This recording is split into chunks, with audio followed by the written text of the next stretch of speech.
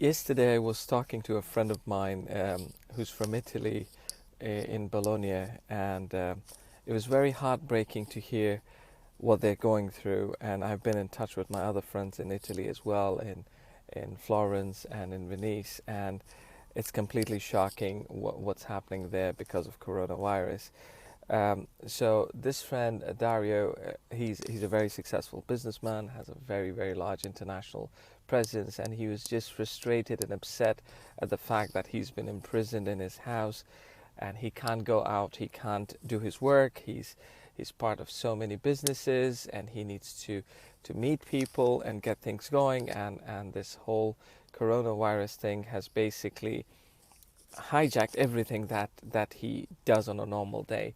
And it was quite ironic for me to understand his situation and understand the situation of all those in Italy and other countries who are facing a quarantine or lockdown situation because of coronavirus, because they've been forced to stay at their homes, literally imprisoned in their homes.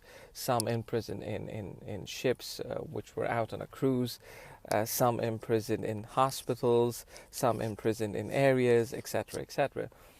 And the reason why it was ironic is because this imprisonment is for their well-being, of course, and for them to be safe and others to be safe around them. And this is due to coronavirus, which is an act of nature, an act of God.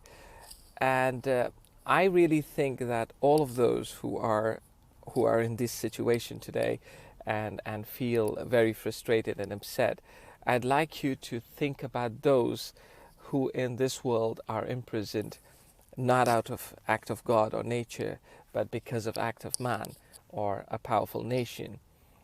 Those who are threatened, those who are targeted, those who are humiliated, those who are taken away, those whose lives are miserable, those who have been thrown out of their homes, out of their lands.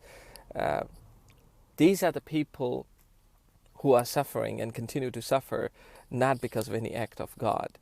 It is because of act of man. So for all of those who are currently going through a situation because of coronavirus, I really want you to spare a thought and start thinking about those who are in a similar situation or probably worse, and start trying to extend your support to these people. This is a good time for you to raise your awareness about such causes and start backing such causes, because if you're upset about being imprisoned and not being able to do your daily routine because of coronavirus, I think it would be a good time for you to think about those who have been suffering for no fault of theirs. This is not because of any coronavirus. They've been in this situation because of man, because of power, because of tyranny, because of dictatorship in some cases. So it would be a good time for everyone to think about those causes and start supporting those causes. My heart definitely goes out to everybody who is going through a situation now due to coronavirus. If you are been asked to stay at your homes, it is for your own safety. If you've been asked to stay indoors, it is for the safety of others as well.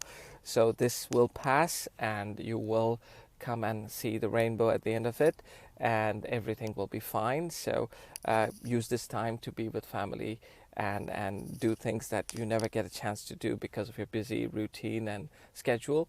There's never time in the calendar to spend with family. Well, guess what? God has now given you time, enough time to be with family, with people that you're supposed to be with a little bit more. And like I said, spare a thought for those who are suffering in the world and who need your thoughts, your prayers, and your support. So give that a thought, and I wish you all a safe and very secured and healthy lives ahead. And hopefully this whole thing of coronavirus will finish soon.